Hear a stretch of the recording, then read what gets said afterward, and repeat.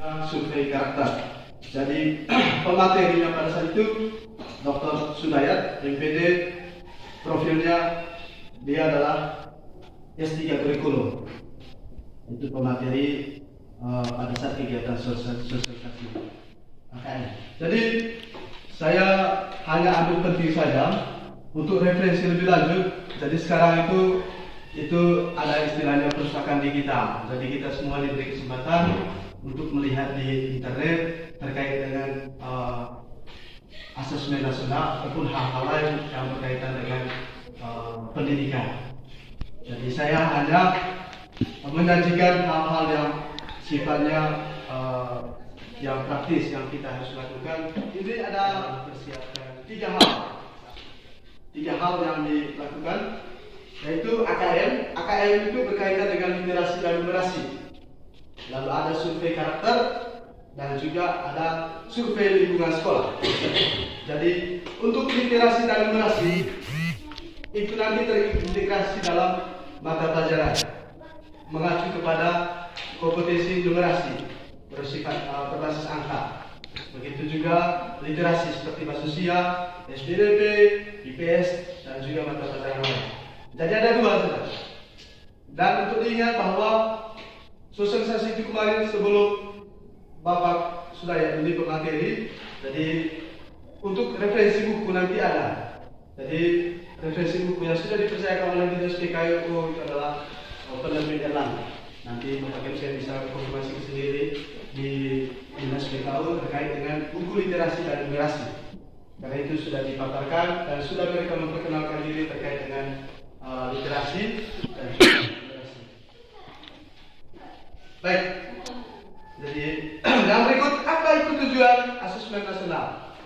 Jadi tujuannya mendorong guru untuk mengembangkan kompetensi kognitif yang mendasar sekaligus karakter murid secara utuh. Nah, di sini mengembangkan kompetensi kognitif yang saya simak bahwa terkait dengan kompetensi dalam hal pengetahuan.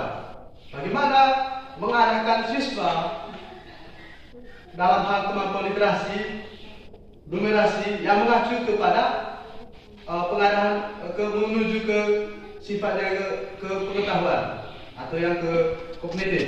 Dan itu guru harus bisa kiat dalam hal mengembangkan nalar siswa sehingga kemampuan kognitif mereka itu bisa dikembangkan. Dan ini juga menjadi kita di lembaga sebagai pemacu dalam hal pengembangan peningkatan mutu pendidikan. Lalu asesmen nasional mendorong mengembangkan sikap, nilai dan perilaku yang mencirikan pelajar Pancasila. Nah, di sini berkaitan dengan pelajar Pancasila. Yang pertama, beriman bertakwa kepada Tuhan Yang Maha Esa dan berakhlak mulia. Kita bersama dengan kompetensi spiritual dalam aktivitas yang kita sudah jalankan. Lalu berkebinekaan global, bergotong royong, mandiri. Jadi itu juga kreatif. Ini profil pelajar Pancasila. Dan ini juga menjadi PR untuk kita selain pengembangan peningkatan dalam hal kognitif, jadi dalam hal sikap, dalam hal karakter seperti yang diharapkan oleh Mendiknas, itu berkaitan dengan profil pelajar Pancasila. Lalu yang berikut, hasil asesmen nasional. Jadi hasil asesmen nasional perlu digunakan untuk diagnosis masalah dan perencanaan perbaikan pembelajaran oleh guru, kepala sekolah, dan dinas pendidikan. Jadi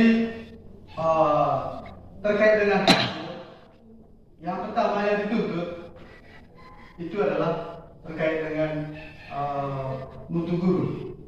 Jadi bagaimana kesiapan guru sehingga siswa itu dari hasil. Mengapa perlu AKM? Jadi perlu AKM ini yang pertama tuntutan kebutuhan kompetensi yang ada abad ke-1. Jadi digiatkan oleh kementerian. Jadi kompetensi abad ke-1. Jadi di kompetensi abad ke-1 bagaimana guru menerapkan, karena di situ sifatnya bahwa bagaimana mengintegrasikan teknologi dalam pembelajaran, sehingga ke depan tidak ada lagi papan tulis, yang ada itu hanya papan proyektor, itu yang ada di depan kelas. Jadi keterampilan berpikir kritis mungkin bisa disampaikan oleh Pak Irfan sebentar terkait dengan kompetensi yang berbasis host. Jadi bagaimana meningkatkan kemampuan siswa itu yang ke host, kemampuan berpikir tingkat tinggi. AKM ini merupakan salah satu program kebijakan Mendiknas dalam program Merdeka Belajar, yaitu penyelenggaraan ujian nasional tahun 2021 yang diubah menjadi asesmen kompetensi minimal atau AKM dan juga survei karakter. Di asesmen kompetensi minimum dilaksanakan tidak berdasarkan atas penguasaan materi kurikulum seperti yang selama ini diterapkan dalam ujian nasional. Artinya tidak. Jadi asesmen itu yang diambil adalah sampel, dan itu diperuntukkan untuk kelas 5. Jadi untuk 3 SD dari kelas 5, SMP dari kelas 8, dan SMA di kelas 11, kelas 2 SMA. Sehingga waktu mereka kelas 9 yang kita laksanakan dalam hal mempersiapkan siswa itu untuk melanjutkan ke pendidikan yang lebih tinggi lagi. Artinya dari pendidikan lanjutannya kita harus siapkan seperti hal-hal dasar yang kita laksanakan, misalnya dalam hal pemahaman konsep. AKM mengukur kompetensi berpikir atau benar. Jadi siswa ketika membaca teks literasi dan menghadapi persoalan yang membutuhkan pengetahuan matematika. Jadi seperti yang sudah nanti Pak Irfan akan jelaskan, ke depan ini soal yang dibuat oleh guru itu memang jadi soalnya membutuhkan menyusunnya membutuhkan waktu lama dalam proses pembelajaran berbasis host. Jadi berbasis host itu nanti merujuk kepada kemampuan berpikir tingkat tinggi. Jadi ini nanti kebetulan saya sudah lewati. Jadi kemampuan berbasis host itu levelnya C4, C5, C6. Dan itu nanti kata kerja operasional itu berdasarkan kata kerja yang di KKO itu kita bisa melihat berdasarkan karakter soal yang kita harus berikan kepada siswa. Lalu materi KD. Jadi dalam kurikulum setiap mata pelajaran adalah alat pelatih nalar dalam bentuk soal evaluasi, baik penilaian harian, penilaian tengah semester, dan penilaian akhir semester berbasis host. Jadi berbasis host. Jadi ini nanti ya istilahnya kita mempersiapkan diri untuk mempersiapkan bahwa penilaian AKM ini sifatnya menilai mutu sekolah. Nanti Mendiknas nanti bisa menilai bahwa bagaimana keadaan sekolah tersebut, apa mutu atau tidak. Itu berdasarkan hasil sampel yang dilaksanakan oleh peserta didik kita di kelas 5 itu nanti. Karena AKM, dari model pelaksanaan AKM, kalau di UN itu semi online, kalau asesmen nasional full online. Jadi itu juga mungkin PR kita, bagaimana cara supaya nanti penerapan AKM itu kita tidak pergi ke ke tempat atau misalnya ke sekolah yang sudah ada WiFi, bagaimana supaya kita terapkan di sini, apalagi WiFi.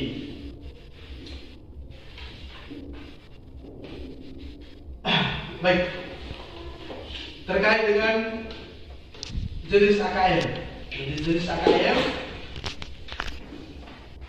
yang pertama mengukur kinerja atau mutu sekolah. Ini sudah dijelaskan tadi. Jadi sampel yang diambil oleh kementerian nanti bukan menilai pengetahuan secara individu siswa, tapi itu berkaitan dengan kinerja kita yang ada di lembaga. Dari guru yang dituntut. Kalau pemateri itu hari ini, dia sertakan bahwa ke depan ini memang AKM itu yang dituntut adalah kemampuan guru. Bagaimana kemampuan guru itu sehingga siswa itu mengarah untuk bernalar, untuk berpikir kritis, memiliki sikap yang sesuai dengan profil Pancasila, dan itu bisa ditanamkan kepada siswa itu tergantung dari pendidik. Jadi AKM nasional tidak melaporkan di tingkat individu murid, jadi berfungsi untuk mengevaluasi kualitas sistem pendidikan. Sampul peserta didik kelas 5, kelas 8, dan 11 ditentukan oleh Kemdikbud. Jadi pelaksanaan terstandar oleh pusat. Tadi kita punya mungkin Oktober itu sudah melaksanakan AKM, dan sekarang itu nama calon AKM itu sudah ada, kita tinggal download di PD data kemdikbud.id. Lalu mengukur hasil belajar siswa. Jadi formatif, jadi asesmen nasional itu bukan pengganti ujian nasional. Jadi aspek yang diukur dalam ujian nasional, kompetensi kurikulum berdasarkan mata pelajaran. Tetapi dalam asesmen nasional ini kompetensi literasi, numerasi, karakter, survei karakter, dan lingkungan belajar. Itu yang aspek-aspek yang diukur. Penilaian berorientasi HOTS, High Order Thinking Skill. Saya langsung saja. Untuk penilaian berorientasi HOTS, soal yang termasuk HOTS itu, High Order Thinking Skill, itu memiliki ciri-ciri. Yang pertama, soal tersebut mampu mentransfer dari satu konsep ke konsep lainnya. Yang kedua, memproses dan menerapkan informasi. Kemudian menggunakan informasi untuk menyelesaikan masalah. Kemudian menelaah ide dan informasi secara kritis. Sehingga dari ciri-ciri ini bisa disimpulkan bahwa soal yang masuk dalam kategori HOTS itu memang soal yang untuk siswa untuk berpikir. Tapi dia harus bisa berpikir supaya bisa menemukan jawaban yang benar. Kemudian ada beberapa karakteristik instrumen penilaian tingkat tinggi. Soal yang masuk dalam kategori HOTS, dia mengukur kemampuan berpikir tingkat tinggi, tetapi bukan soal yang sulit.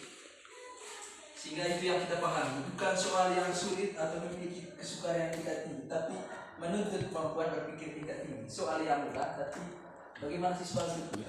Tapi dia berpikir dulu.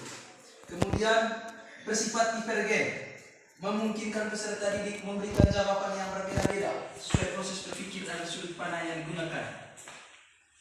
Sama dengan contoh audio, misalnya dalam matematika 5 tambah 2 atau 3 tambah 4. Atau misalnya 5 titik-titik tambah titik sama 5, seperti itu, jawabannya berbeda. Itu contoh sederhana. Kemudian berbasis permasalahan kontekstual, artinya soal-soal yang dibuat itu harus berbasis lingkungan sesuai dengan keadaan alam di sekolah masing-masing. Kemudian menggunakan bentuk soal beragam, misalnya pilihan ganda. Ada juga dalam soal HOTS itu ada macam AKM tadi, ada isian, ada juga uraian, ada juga memang pilihan ganda. Tapi soalnya level HOTS. Lalu itu adalah karakteristik. Bagaimana cara penyusunannya, langkah-langkah? Saya langsung di situ karena di pelatihannya banyak sekali, ada penjelasan tentang silabus, ada penjelasan tentang